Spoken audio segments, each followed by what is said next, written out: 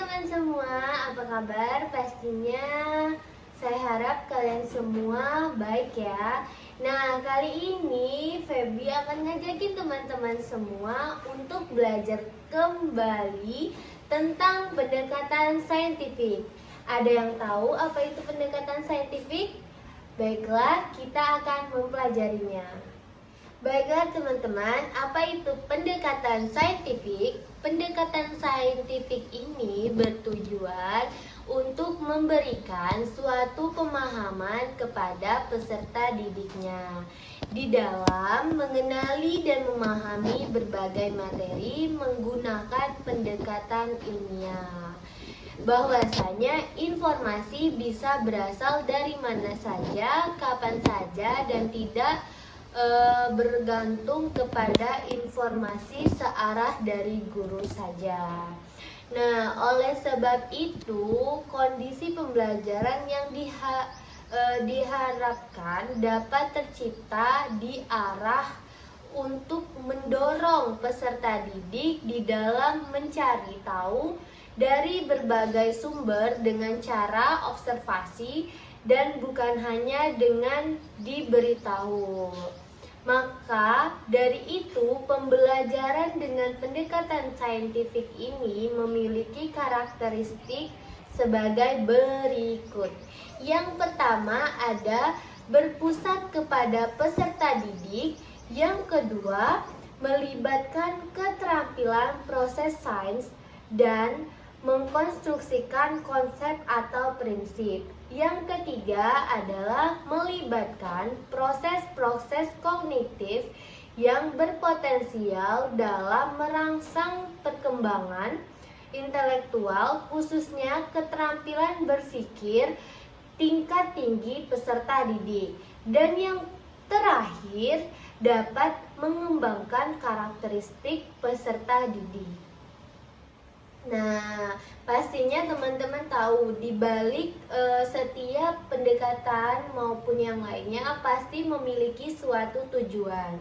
Nah, adapun tujuan dari pendekatan saintifik ini yang pertama adalah untuk meningkatkan kemampuan intelektual secara spesial dapat mengasah kemampuan berpikir tingkat tinggi pada siswa.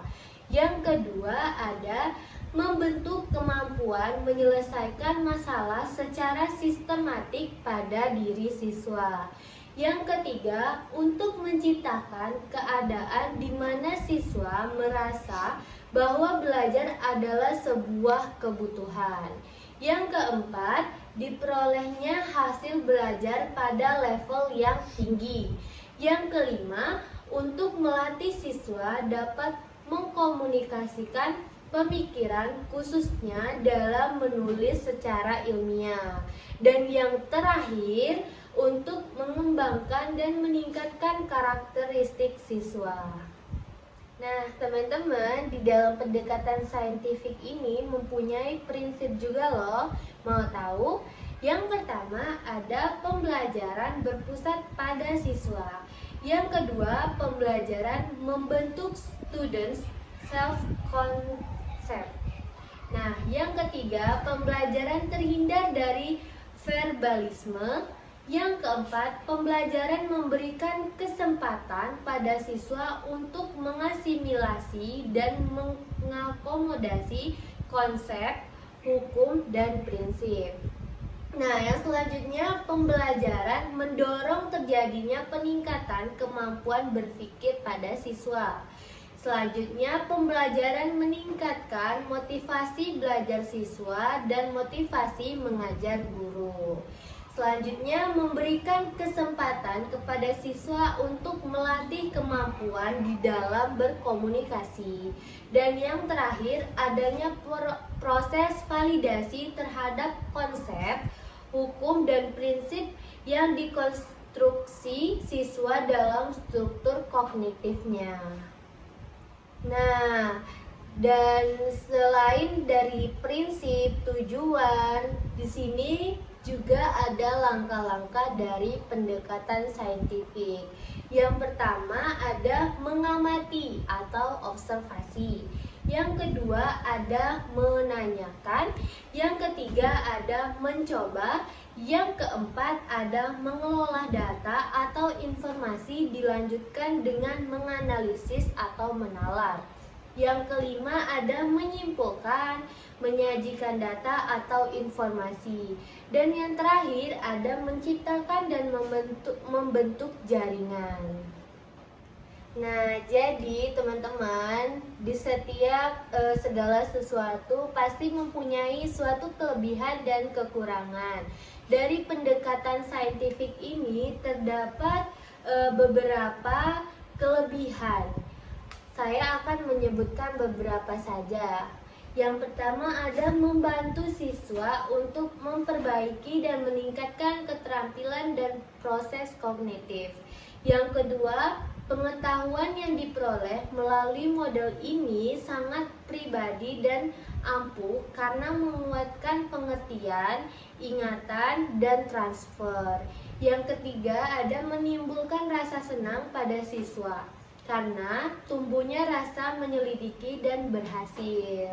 Nah, adapun kekurangan dari pendekatan saintifik ini, yang pertama menimbulkan asumsi bahwa ada kesiapan pikiran untuk belajar bagi siswa yang kurang pandai akan mengalami kesulitan abstrak atau berpikir atau mengungkapkan hubungan antara konsep yang tertulis ataupun lisan, sehingga pada gilirannya akan menimbulkan frustasi. Nah, yang kedua, harapan yang terkandung dalam model pendekatan ini bisa buyar berhadapan dengan siswa dan guru yang sudah terbiasa dengan cara belajar yang lama. Nah, yang ketiga, pengajaran discovery lebih cocok untuk mengembangkan pemahaman, sedangkan aspek konsep, keterampilan dan emosi secara keseluruhan kurang mendapat perhatian.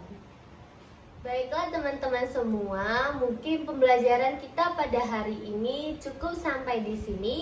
Semoga video tentang pendekatan saintifik ini dapat bermanfaat untuk teman-teman semua maupun calon guru ataupun guru. Nah, saya mohon maaf apabila terdapat suatu kesalahan karena sesungguhnya kelebihan hanyalah milik Allah Subhanahu wa taala dan kekurangan datangnya dari diri saya sendiri. Saya akhiri, wabillahi taufiq wal hidayah. Wassalamualaikum warahmatullahi wabarakatuh.